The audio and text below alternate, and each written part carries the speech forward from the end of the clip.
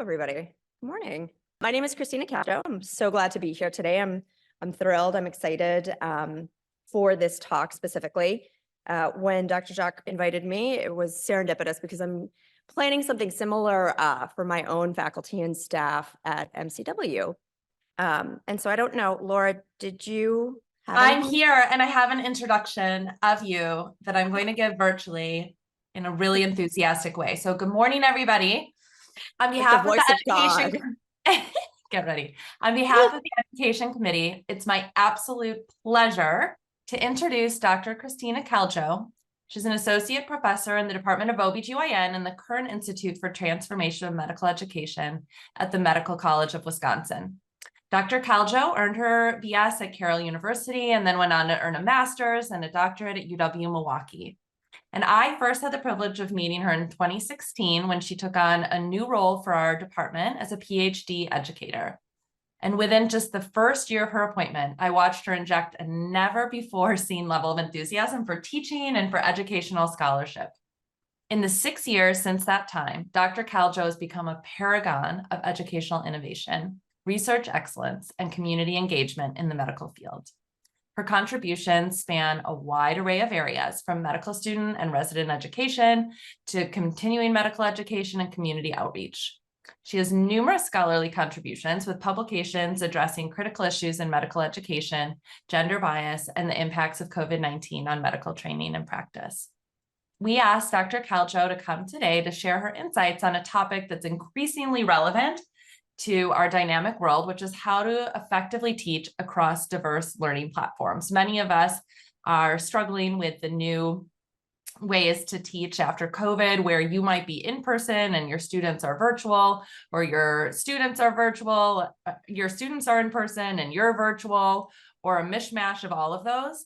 And even if you're not directly giving lectures, many of us are still running meetings like this one, where people are hybrid. And how do we engage the folks that are online as well as the people that are in the room? So we asked our regional expert, Dr. Kaljo, to come and help us with this problem. So please welcome me in welcoming Dr. Kristina Kaljo. Thank you. That was a lovely introduction. I appreciate it. And I like to say too that I'm kind of like a generalist in education. So it's like a jack of all trades. And I like to say I'm really not an expert in anything except for trying to figure out solutions to things. And so I definitely welcome whether it's questions in the audience, questions on the chat. I mean, I have the chat open here too, so I just kind of put it down here in the corner. But let's get started. So I think that I already had a beautiful introduction, but I do like to share just a little bit about myself and where I come from. So I am a middle school teacher by training. That was where I started 100 years ago, I say, in my previous life. And like everything, your life takes a few trajectories and turns. And I found myself in an urban education PhD program. And so that's where I really became very immersed in how people learn, how to teach, how to engage different individuals from different backgrounds. And so I feel like that's something that I carry with me. So I approach many of my teaching experiences as, middle school students, because I find that, middle school students, they'll push you, they'll ask questions, they won't accept everything that you say at face value. So I think that was like a really good, place to start. And so as Dr. Jock had already mentioned too, a great deal of what I do at MCW is, a little bit of everything. I'm involved in our department in OBGYN. I'm involved all across our institution and really promoting and elevating education and education practice. And so for today's talk specifically, we have the following learning objectives. And so I think that that's always helpful whenever you're thinking about any teaching situation that you're planning is, like what's the ultimate goal? Where are you going with this? What's the point? And so while we start over here, really focusing on this idea of comparing these perspectives and beliefs that we have specifically about teaching in this virtual, weird, hybrid, crazy environment where people are watching things recorded later on, and we still are being evaluated on how active and how engaging these talks are. And so I think that's important, is to look at, where did you come from? What are your background? How did you get set up for success now and your interest in education? And then also here, like talking a little bit more about the actual strategies, the practical application. And so I like to focus on the science of teaching too, where it's not, something that made me feel good and I felt like, oh, this was great, but there's really some value and some actual research behind so many of these different strategies that we'll talk about today. And of course, sharing also some resources and where to go if you do have an idea, or you're thinking about what could I do, or I have something crazy that I want to try out, but I don't even know where to start. And so thinking about how to apply that information too. And then finally, I always like to go back to the scholarly work too, because I think so many of our educators are unsung heroes, in the sense of we do so many amazing things and then we don't really disseminate it. It's not that it has to be published in the Green Journal, or maybe it does, but I think that it's important to get the word out. I'm a qualitative researcher by training. And so I like to say too, that what I do, it's not meant to be generalizable to the entire universe. Rather, what I do in my classroom or with my learners over at MCW, I can bring to another institution where, yes, they might be different learners, different people, different backgrounds, but there's still some, I think, practical applications. So I always like to encourage everybody to think about, where are you going to go with this? Where are you going to take your next idea? What are you going to do with it? So of course, starting off, it's classic like teaching, it's a metacognitive minute. And so this is your moment to think about, where are we going with this talk? And so for those people who are, in the audience here today, if you have like a piece of paper, people have paper sometimes, pencils, things to write with, that's great. If you have a phone, if you're driving, you can think about it. If you're off somewhere in the metasphere, also, you can write this down. But really thinking about, what are your perceptions? What are your beliefs? What are your thoughts? I mean, it could be anything: wild, crazy, basic, simple. But really, when you're focusing on this idea of teaching and learning in this hybrid environment, what are you thinking about? What comes to mind? So we'll take about 40 seconds. All right. And so now if you're in our Zoom chat room, you could now use one word. So you maybe had a flurry of ideas. Maybe you had nothing. It's okay. That's okay too. It's 7 a.m., 7:15. And so what is like one word that you would use to summarize what you just thought about? What was that flurry of information that just passed through your mind? And so you can drop that in the chat. Frenetic. If you're, distracted, excellent. Difficult, engagement, community. And anybody in the audience, you can shout it out. Challenging, convenient, isolating. Yes. Anybody else? One more for the good of the group. Simplistic. Yes. Anticlimactic are a few others. Multitasking, disconnected. And so you can see here that some of these are all over the spectrum. Some of them are pretty positive. Some of them are rather negative or, simplistic, basic. And so how do we jazz it up? How do we take something that could be just a basic thing, whatever it is, whether it's a lecture, whether it's a talk, whether it's some kind of activity that you're doing, how can we make it just a little bit more exciting? And so what I want you to think about here too is the fact that we're all facing these similar expectations. We're facing all of the same competing demands. You all as medical professionals are off being pulled in 700 different directions. Naturally, things are distracting. There's commitments that you have to get to. And so, in the traditional education sense, you don't have a semester long to plan for some very long, intricate teaching experience. And so I like to bring some of these little snippets in, some memes to kind of share a little bit more about what it's like out there too. And so, you know, teaching a virtual class with cameras off is a lot like a seance. You know, Jess, are you here? Are you here? Show us a sign. Because if everybody's camera is off, then too, you have no idea what's going on. So a lot of times it's a little bit of that level setting with whoever your audience is, thinking about, all right, what is going to be the basic expectation for everybody who's participating? And that's one of the roles that I play is, have you discussed the expectations? Have you discussed with your learners, whoever's on the other end, you know, this is the way that we're going to do this. This is the way we're going to discuss things. This is the way we're going to talk. And thinking about that specifically too, is the fact that then we become a little like discombobulated, you know, we get disconnected because our learners maybe are expecting one thing and we as educators are expecting something else. And if we don't ever talk about it or share and level set, that's a lot of times where this confusion or this dissonance actually starts from. And so thinking about too, you know, there goes to like what's being implicitly done or said versus what's explicit. You know, I expect everybody to be here on time, but, you know, I wasn't here on time. And so what are the basic expectations? And then also, you know, addressing those beliefs. So if you enter a teaching situation already thinking about that it's exciting or exhilarating, that it's welcoming, that it builds community, you already kind of like pep yourself up a little bit.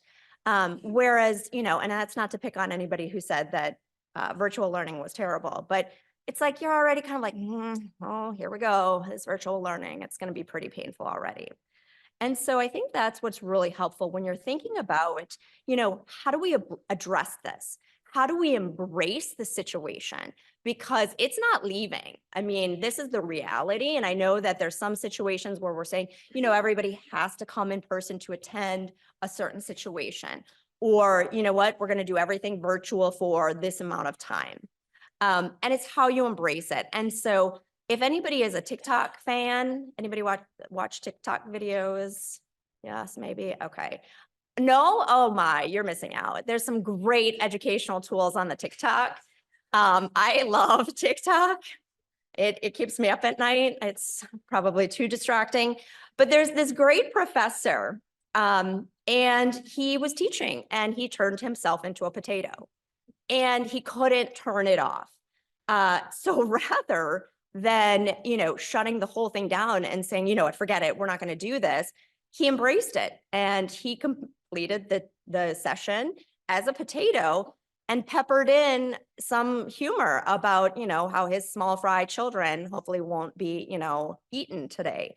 And so it's thinking about like, how do we embrace some of these difficult situations? How do we embrace this technology that can be so overwhelming? It can be exhausting. And so also for today, the purpose isn't to go into the depths of all of these different resources or tools, but really, you know, what can you find that's comfortable that you prefer to use in your own teaching practice? And so really learner engagement, it really can be enhanced through hybrid or blended course delivery. And so I think that is what has been really interesting is kind of digging into all of the research and the literature. There are so many systematic reviews out there about this topic right now. Because I think people can't quite, you know, figure out it post-COVID and collecting enough data. But really, there's information out there that does say that this can be an engaging strategy to use for your learners. And so this is just an example of how education really transcends these conventional boundaries. You know, we're crossing these boundaries that we never really thought about. I mean, when COVID hit, sure, there were some online classes out there or, you know, overnight we had to be online teaching 100%. And so that's obviously not the best strategy to use, but really thinking about where is it that you can hone in and develop some strong skills so that you can be an effective educator. And this idea that, you know, precision medical education comes out now. So I think all of you are very familiar probably with precision medicine. You know, you're taking care of each patient in an individual way. And this isn't to say that now you're going to have to take care of 240 students individually and making sure that all of their individual, needs are met every single day, but rather thinking about what are the events that are taking place? How can you take what is needed in the classroom and for your learners and bring it all together? And so there's this great article, but I think it gets a little chopped off here with the Zoom bar, but that's okay, that I can share, and I can share all of the resources as well. But it's really important because this is a new paradigm. This is a new area that a lot of interest is coming out, is this idea of precision medical education. How do we make sure that we're addressing the needs of our learners rather than just providing some kind of canned lecture for the same people, for 5 years straight? And so, especially when I asked my librarian over at MCW, I said, "Can you just pull me the literature on this hybrid learning?" And wow, there is a lot of really interesting words now that people are using.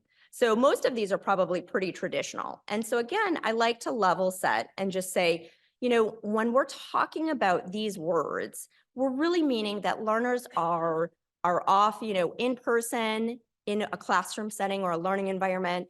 Maybe they're virtual, maybe they are watching it recorded, but there's here or there. High flex now is a popular term. Flexible and inclusive, brick and click. I mean, these things you could coin and make some money off of, I feel like, because that's just catchy. All right, so we're gonna, meet in our brick and click space now. And so I think, again, how are we utilizing these spaces in a creative way as well? So let's go back to our metacognitive minute. And so here I say, write, reflect, draw, think about like a mind map. I love mind mapping too. It's just getting all of your ideas sorted. And so in your mind, when you think about the word, effective pedagogy, what is it? What is effective teaching in your mind? This may draw you back to something in the past, or maybe it's something that you do currently. So think about that for a minute. What's effective to you? And how do we engage our learners? How do we do that? What is it that we're, including? What is it that we're doing? And making sure that, we're really being effective educators. And then how do we also foster inclusive or accessible learning environments? So that's what's really fascinating about this space, is the fact that, we're able to reach learners that maybe haven't been able to or haven't had access to a traditional learning experience. And so I think that's something to also consider. And so before we go on to this, are there any thoughts, when you're thinking about your own teaching, what's effective? You can either shout it out in the space here for the people that are here, or put in the chat, creating enthusiasm for a topic so that learners are inspired to learn more on their own. Memorable, engaging, yes, interactive, timely, words, effective, yes. Highly interactive teaching seems to be most effective. Passion. So these are all words that you can think about and walk out of and say, did my learner describe me as passionate? Did my learner describe me, as interactive? Or, I think we've all been in those lectures where we have somebody who's talking who doesn't make eye contact and is talking about, their own research and all the amazing things they've done. And I have no idea now, how do I take this and apply this to my own whatever, to my own practice, to my own skill, to my own knowledge, because what this person has accomplished, I may never do it.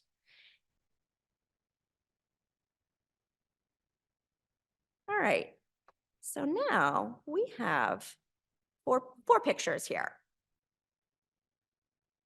So in the Zoom chat, and some of you, I don't know, maybe you'll know these people. I don't know any more age. I know nothing. I know nothing. These people could be very young. They could be very old. But when you see these four images, whether it's, who they are, what they do, similarly, I'm tapping into that. Like what is evoked when you see these people, or any one of them even? What's in the chat? You can drop it in the chat too. You know who these people are? Okay, I got some. It's like I see the whispering like. Well, I TikTok perhaps in some way, shape, or form. So comfort and a smile, thank you. Friendly guides. Anybody else? So this is Julia Child. Visual, yes, that is an excellent, excellent description. Anybody else? Any other thoughts? This is Daniel Tiger. I don't know. That might be for some of you. You may not know that, but that's okay. Go home. You can all Google him. And so the reason that I do this is, again, I like to connect that when you think about these individuals, these were some of the first hybrid teachers.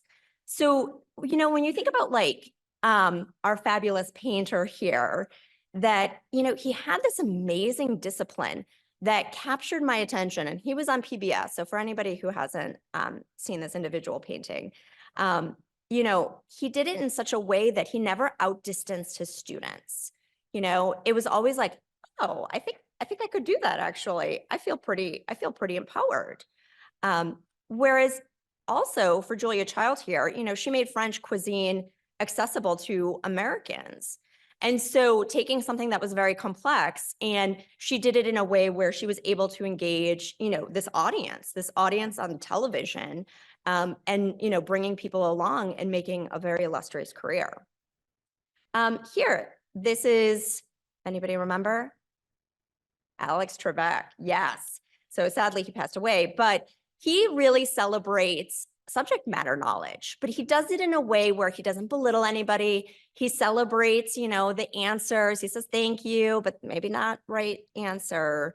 But, he encourages everybody to write something down at the end for kind of like the bonus.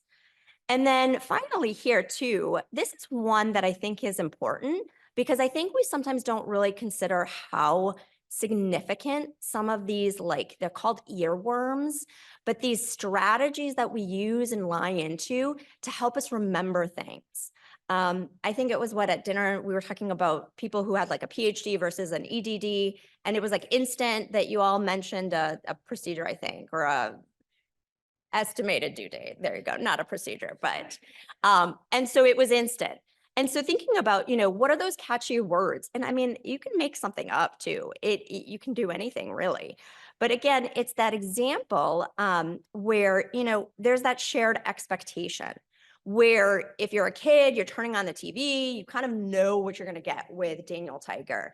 It's this melodical singing, dancing, bringing you in. I hear my daughter who's 4 singing along, and I think you've never even heard this before. How do you already know the words? And so, what are those little like tricks, those little earworms that people can help you so that you can remember and walk away with things, or you can share it with your learners too. And so thinking about specifically these shared expectations, there's both. There's expectations of our educators. You're going to come, you're going to be prepared, you're going to use tools, you're going to use resources, you're going to make eye contact, you're going to talk to me. I mean, that's expected. I think that, we're really seeing this shift in education right now where, there's different expectations. And again, it's that idea of level setting and bringing people together. And similarly of our learners. I mean, I'm right now in a Harvard writing course, and there's expectations that I need to do. But the thing is that we never have to turn our cameras on. We don't really have to do anything in the chat. And I am 100 a passive learner. So it's like, you think about if there was somebody pulling me in or it called me out, said, you should turn your camera on. I would feel like, all right, maybe this is something that I can get a little bit more engaged with. But it all kind of blends into this idea of this cognitive presence. You want to come in and be ready to think, to engage, to discuss, to like grapple with the information, maybe even debate on it, but also have that social presence. Somebody mentioned community, building community, and you can do that in the hybrid space where if you have learners and you're in one place and your learners are somewhere else across the entire world, bringing this sense of community together, and whether it's using different tools or strategies, but again, thinking about, we need to have these basic expectations, and those need to be clear and stated. And our learners should say it too. If that's what I write in my syllabi all the time is expected of me is that I'll be prepared. I'm here to support your learning. I'm here to answer questions, to challenge your thinking too. And so for some of you who are grant writers and perhaps also curriculum planners, if you're familiar with logic models. No? Okay, so we're getting some are yes, some are no. But this is a really great tool that this is like a rip out page from academic medicine. And this is some of that application. So when you're thinking about, you have this thing that you have to teach, take whatever topic it's going to be. And what is the purpose? Where are you going with it? What do you want the learners to do with it? What is the outcome that you expect? And so this in the traditional teaching space is a lesson plan ultimately. Like, what are we going to do with this information? What are the resources I need? What are the different things that I want my learners to do with this information? And so again, having this like template, I like templates, I like visuals, I like to put things into boxes and move them around. So that way I feel prepared. I feel like I know what I'm actually doing. And so taking this idea of a logic model is very helpful when you're thinking about, what's your goal? So let's say, if you're all planning or thinking about a topic that you want to teach or you have to teach or is coming up in the next few weeks, maybe it's develop a hybrid learning experience for blank, whomever you're teaching, to effectively blank, whether it's an increase in knowledge, increase in, a clinical skill, so that. And so really you think about, I kind of filled in some of the boxes here as an example, but again, this gives you an idea of, how do you use your learning objectives? How do those guide you and make sure that you know where you're going with your strategies? Because I think sometimes we feel overwhelmed. Like I have to use this like fancy tool or, Jamboard or something. I don't have time for this. I can't do it. But there's also ways to, gauge like a quick baseline understanding or, chunking information or turning to your partner. And we'll get into those in just a little bit. But again, it's really important that whenever you think about what you have to teach, how are you planning it out? And whether it's, linear like this in boxes, whether it's with arrows, but really being mindful and thinking about what is the ultimate outcome. So both short-term and long-term. And so for, some instances it's a retention of knowledge. You need to have a certain type of knowledge to continue on to do the next thing. Maybe it's simply self-direction, thinking about, the different learners that we work with, or, maybe it's just satisfaction. Maybe that's just what the short-term outcome will be.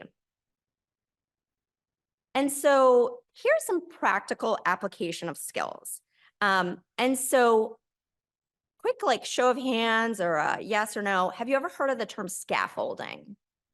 Good. Thank you. Thank you. Excellent. So there was like 5. I think I saw hands go up.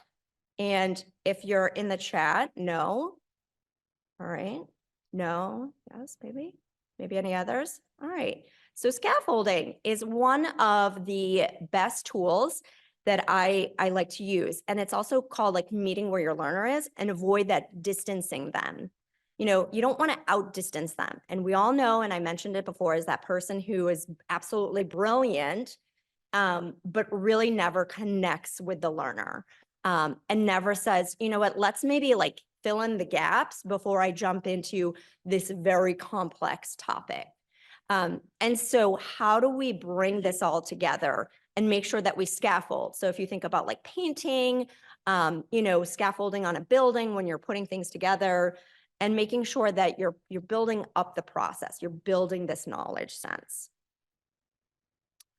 And so I think along those lines too, how many of you have heard about Miller's magic number? This is like old school. This is like 1950s. I feel like we have a few educators in the middle. That's fantastic.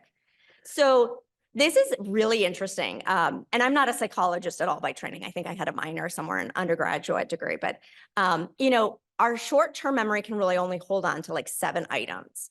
And so when I talk about this, I think about, when you're planning whatever it is that you're teaching, you don't want to give this litany of, I don't know, organs that go from head to toe because no one's going to remember. And then what's the point? And then there's frustration on the learner and there's frustration on the educator because you think, well, I went and I did all of this work, but nobody remembers anything. And so thinking also about, whether you're writing out your learning objectives and then aligning those also with, all right, so there's 7 things that we're going to walk away with, plus or minus 2. And so really this idea of keeping directed teaching, this lecture per se, for about 10 to 15 minutes. And so kind of peppering or breaking it up with different activities. So whether it's like the metacognitive minute, maybe it's turning to your shoulder partner, maybe it's jumping into a breakout room. But again, having this idea of like presenting a concept and then walking away with it. I don't know if all of you use any kind of like response systems with learners, but there's a variety of different tools online now too that I'll show you in just a bit. But there's things that are emerging every single day that you can try and use with your learners. And again, it's part of that idea of just, trying to break it up so that way it's not just you talking for the entire time. And so one of these could also be like integrated moments, for active learning, for engagement, checking in, jump on the mic, having one of those moments where you talk about what are your perspectives, or, what do you prefer, puppies or kittens or what have you? What do the learners already know? And so in this space too, thinking about, we have individuals who are online who are sharing their insights, but also in the audience. And so one of my favorite, and the chair of my department, she always kind of makes fun of me because, she says, oh, this reflection, I don't want to reflect about anything. Oh, don't make me do it.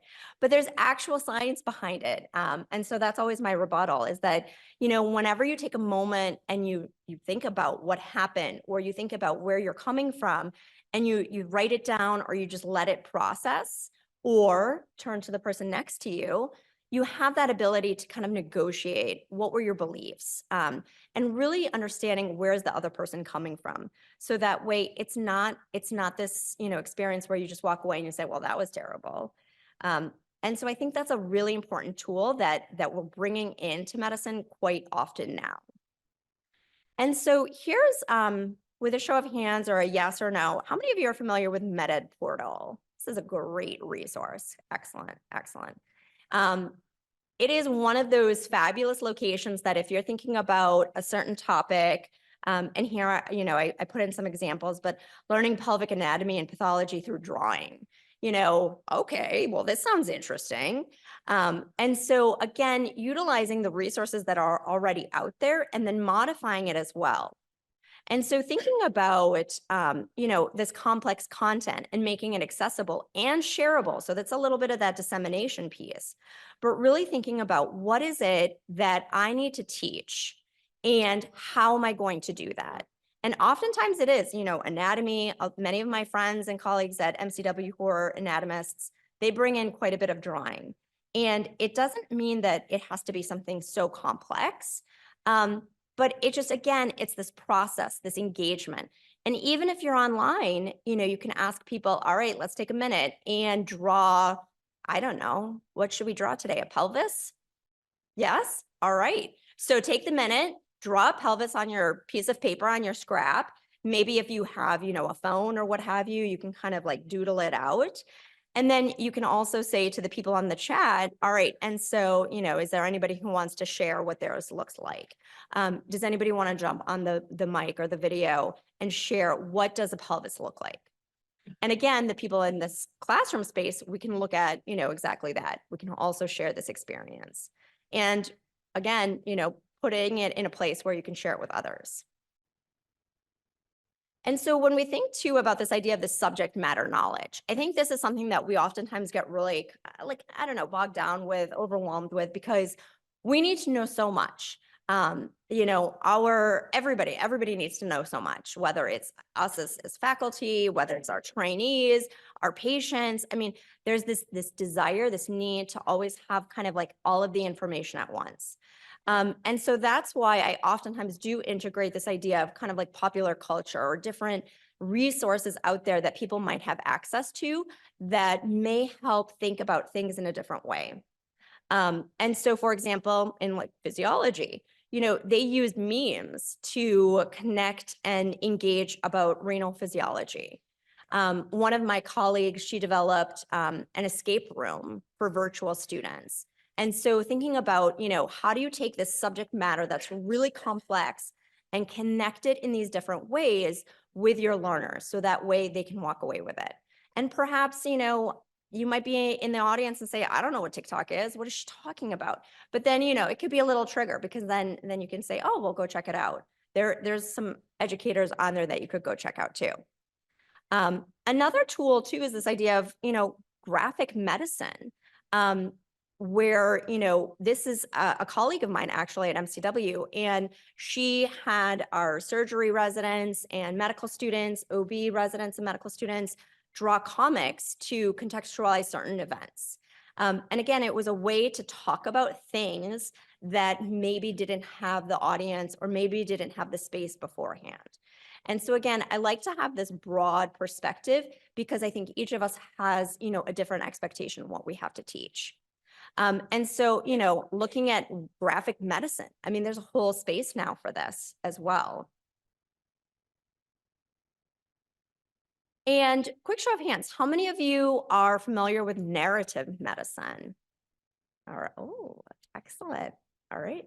And so this is one of those areas too that it's interesting how, there's some of us who absolutely love writing. We love it. We would sit and write all day. I can see there's probably some of you dying in your chair and thinking, oh my God, no, don't make me. But it's pretty beautiful in the way that you can take something like a piece of writing, a piece of, literature, and then be able to apply it to a complex topic again. And so bringing it together with this sense of the humanities. And so actually, we talked about this individual at dinner who is also an OBGYN.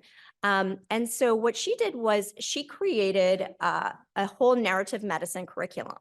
And so again, this is all on MedEd portal, but thinking about, this is what we're going to do.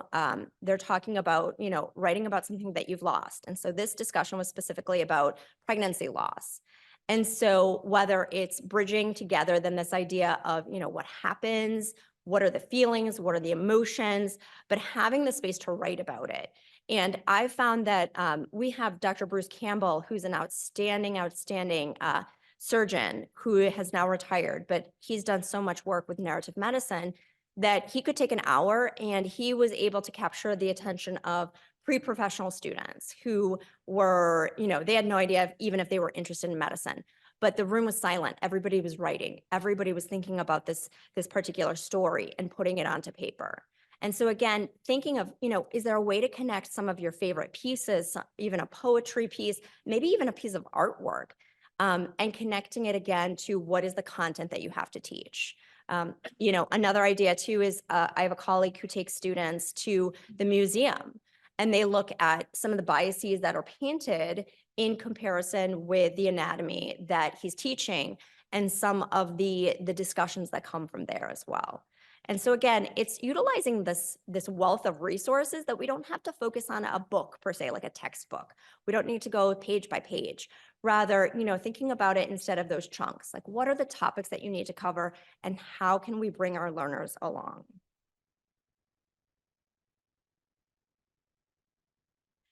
And so I think for this too is one of these ideas of celebrating participation. For some of us, we think about these online tools as really, really horrific and painful, which I totally fine with, I embrace. And for others, we think, okay, I want to try this out. I want to check it out. And so I think it's important noting that, with all of these resources that are out there, they're free, you can utilize it. I even think at Madison, you probably have phenomenal instructional designers who can maybe support, maybe perhaps, and where you can set it up, where again, you can engage learners utilizing these different tools. You know, and this is, for example, like what was a highlight from your past month? And you can use this in a meeting, even if you just want to get the, you know, the discussion going and providing this broad topic. And even mural too. This is another thing where you kind of like move the little sticky notes, but in a virtual space, so that again, you can address certain questions. How many of you, a show of hands or a yes or no, do you use any type of participatory tools or apps or resources in your teaching? Yeah? Yeah? Does anybody want to share some of their favorites? Kahoot? Kahoot charges a lot of money now. They got smart. So that's why I get sad about Kahoot, because it was always free. Anybody else?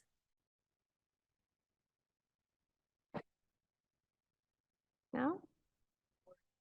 Ooh, word clouds. Those are faves. Yes, for sure. Where you ask everybody to kind of pull in and then share one word, for example, or a phrase or a statement to capture the idea. Mentimeter, that's another good one. And so again, it's finding, you know, what are you comfortable with? Because I think sometimes we say, all right, I'm going to use this, and then it's a bust because nobody can access it or use it. So that's why I like to sometimes sit in more of the traditional settings of, you know, how else can we reach our learners? What else can we include? You know, I think with teams now too, there's quite a bit of like participation using whiteboards or like writing a note and sharing some collaboration and some thoughts. And then as we come towards the end, you know, thinking again about this idea of retention, I think oftentimes we walk away and we say, what? I don't remember anything we just learned. I have no idea what we just talked about. And so I think in OBGYN and any of your disciplines, and I know that we have people from all over on the call too, but you know, what are some of your go-to acronyms or mnemonics that help people or help yourself learning? And so you can throw those in the chat as well, or just shout them out. What are some of like your go-tos? What's helpful? What is it? Bob Cohen? Okay. Can you tell us what Bob Cohen is? I know.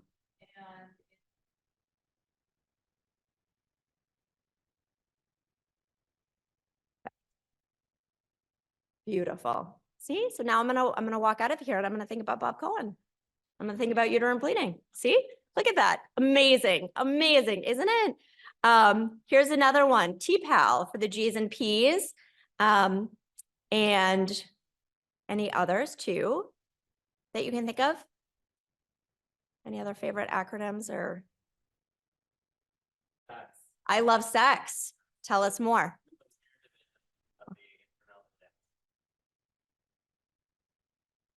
Perfect. Exactly. See, this is Bob Cohen. I love sex. This is great. Like this is, I mean, I always joke, this is going to be fabulous. We have one more.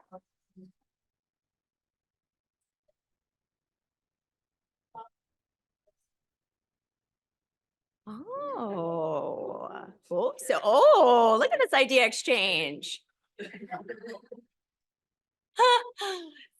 So it's very helpful to share that. And sometimes we think, oh, this is just silly. It's just nonsense, but it's really, really helpful, especially when, you know, look at me. I'm in this world, but very peripherally. So I don't know all the things.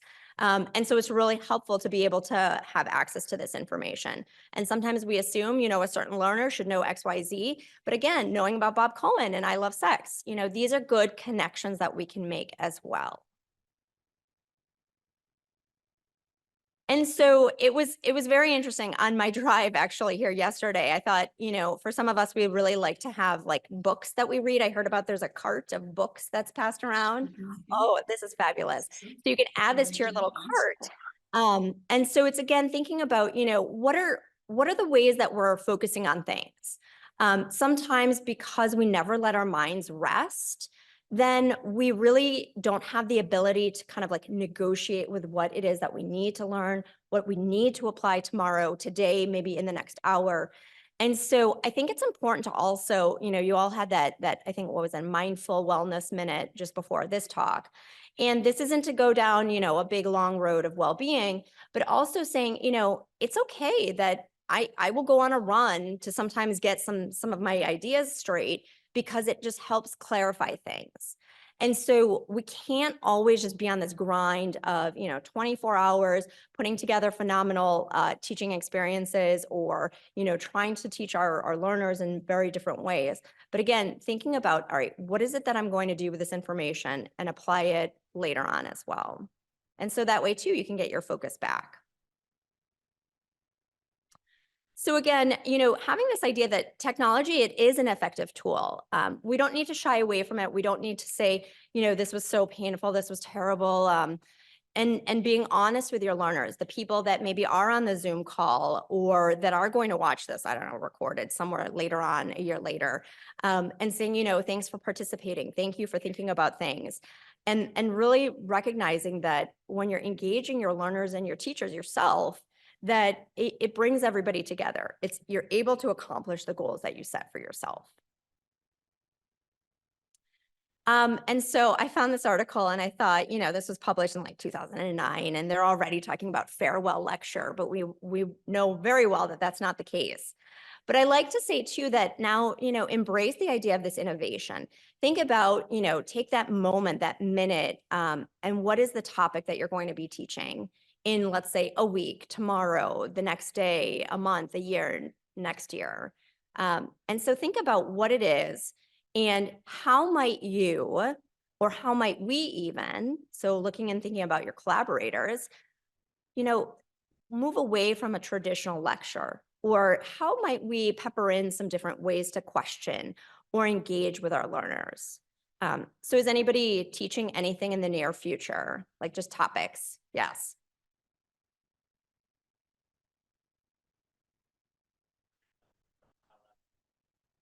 Oh, all right.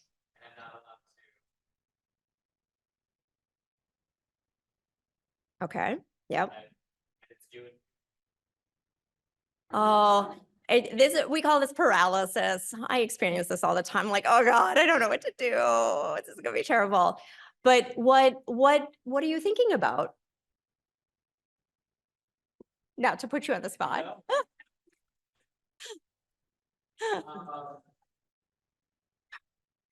There's nothing but Okay. so I have some clay and pelvises in my office to teach pelvic coordination. Mhm. I'm thinking I would let the young adults, they're not True. Very true. sort of make structures and then put the structures in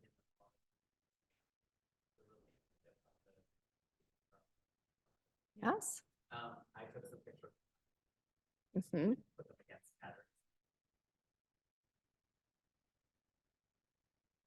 Mhm. That's going to be their preparation. Perfect. And then thinking about maybe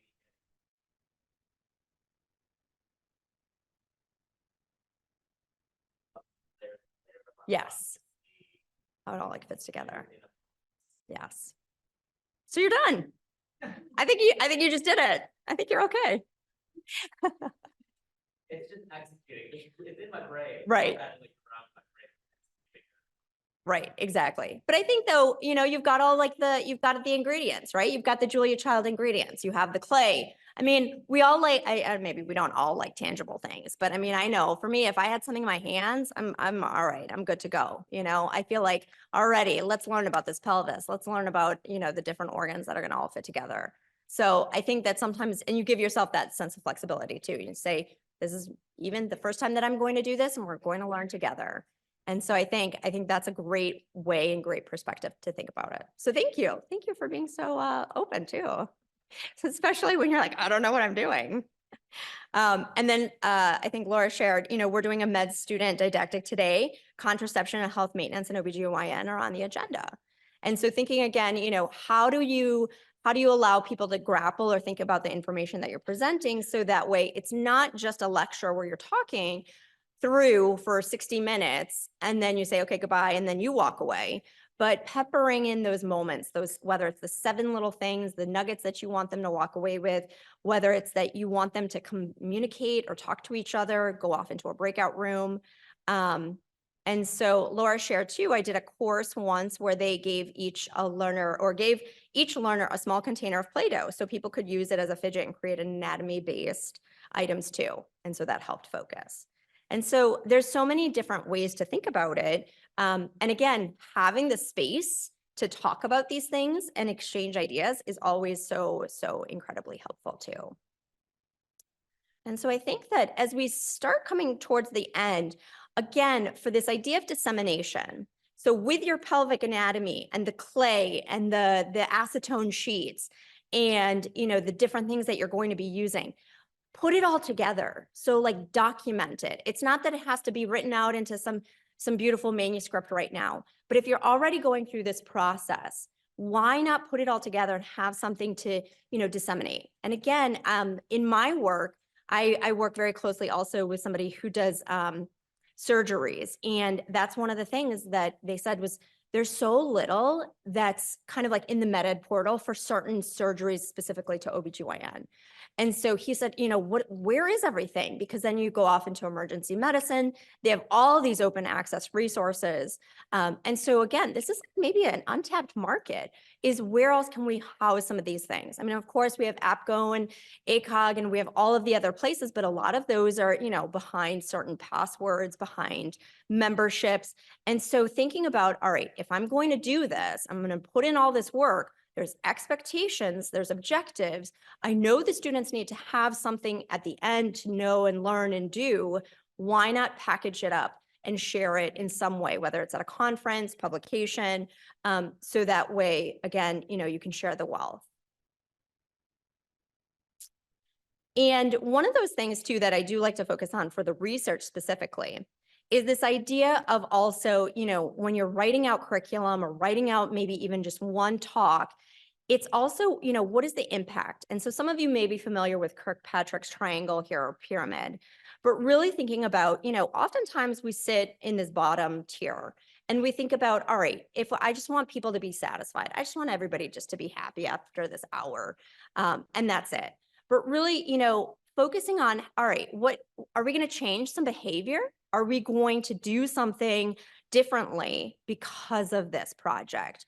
Or is there going to be a different outcome? You know, I think sometimes now in education and this idea of like precision medicine, this focus on the teaching that happens in any learning environment, you know, bringing that out and seeing how does that affect actual patient care?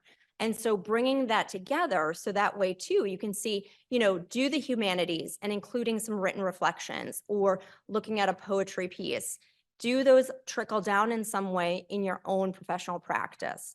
And whether your patients too, you know, are able to share information with you or feel a certain way. And so that's why when I think about research too, not always just doing like a satisfaction, like, you know, did you like it or not? But also thinking about whether we're changing behavior. And as we come towards the end of today's talk too, thinking about, you know, again, some of us love it, hate it. You know, I'm not here to convince anybody, but we're going to have to be in this hybrid environment probably forever, perhaps. You know, the days of like forcing everybody to come to campus is no longer really 100% certain, but also having people in these different environments and having that ability to engage is so important because it does, and it can promote connection. We've, you know, connected with individuals in our Zoom call about different ideas and topics, but also with each other and, you know, and sharing some of the things that we'll be doing in our own teaching. And of course, focusing on that learner, you know, the benefits to the learner and thinking about their personalized learning experience. And, you know, what is it that they're getting out of this, you know, unit that you've done? What are you teaching them? And really, you know, even establishing their communication skills. If they're able to connect on a more rich, deeper level with the content, I mean, it's a win-win for sure. And you're ultimately preparing them for the future. I mean, we're in these virtual worlds in so many different layers of our lives, you know, PTO meetings or book clubs now. And so, being able to communicate with individuals that are, on the virtual space as well as in person. And so thinking in closing too is this idea of your intended outcomes. I love teaching. I love doing this. It's also, what is the outcome? What is the purpose? Why do you love it? Is it because you see the aha moment in your learners? Is it because you see their success? Is it because maybe you feel like you're satisfied that you were able to relay a very complex topic? And so again, thinking of those ideas of like the cognitive engagement, the affective, the behavioral, the different ways to think about the outcomes.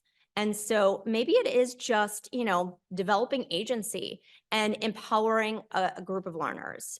Maybe people have always been quiet and never spoken up or engaged in any kind of discussion.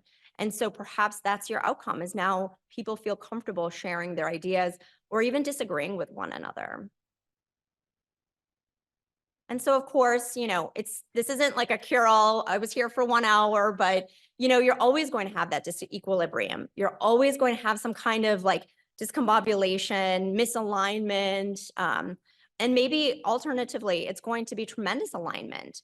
And so it's also, how do you recognize that too and say, you know what, this totally fell flat from my learners. Can you tell me what I could do better next time?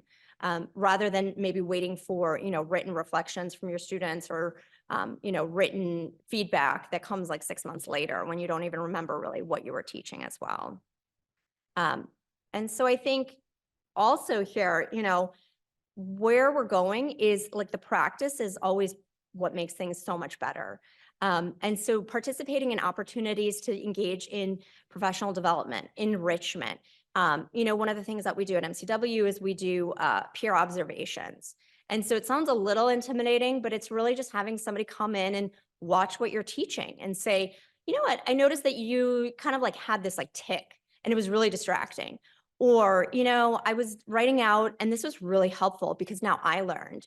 And so I feel that even having that cross-pollination to see where are people, what are they doing in their own teaching experiences, and then taking that into my own teaching has been very, very helpful as well. And so again, it does take a little bit of time and a little bit of effort when you are planning for these learning environments. And so part of it is distributing the workload, whether you have that luxury or not.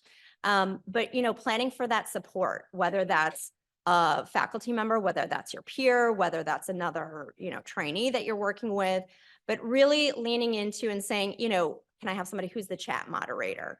Can I have somebody, be the tech person? And being okay that, you as the individual teaching doesn't have to be the jack of all trades. You can kind of distribute some of the expectations so that way it, everybody can come in and feel the responsibility.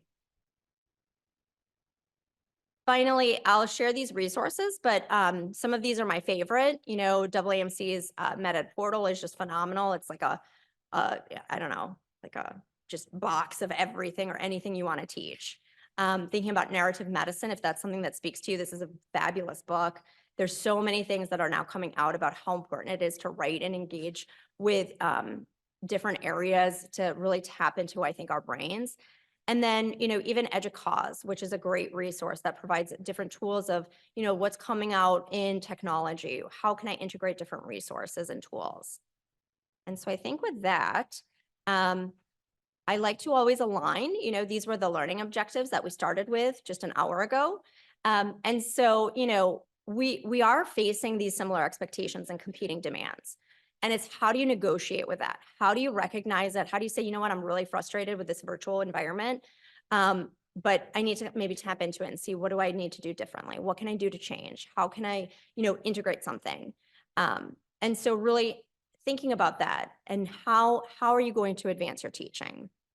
And then we checked off a few strategies. We talked about, some different learning environments, integrating different tools, different resources. Where do you go if you have an idea, like maybe a spark, but how do you connect those? And then, of course, developing those opportunities. So using something like an educational logic model, so that way you have this documented, you know where this learning experience is going, you know what the intended outcome is.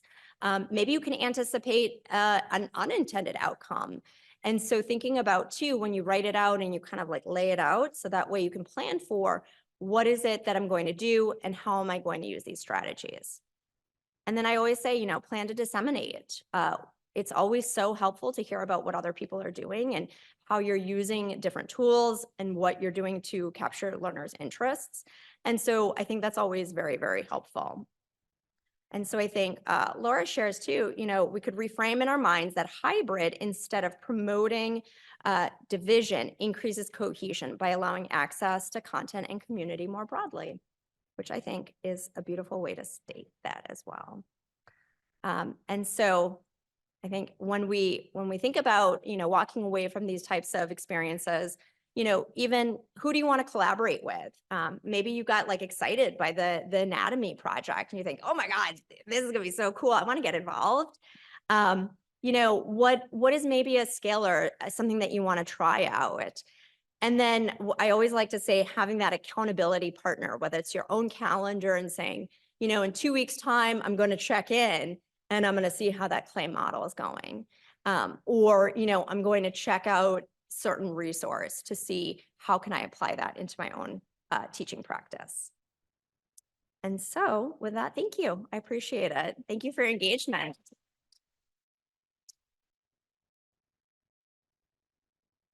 And feel free, I love emails. So if you have anything or any thoughts, definitely you can email me at any time with any of your ideas.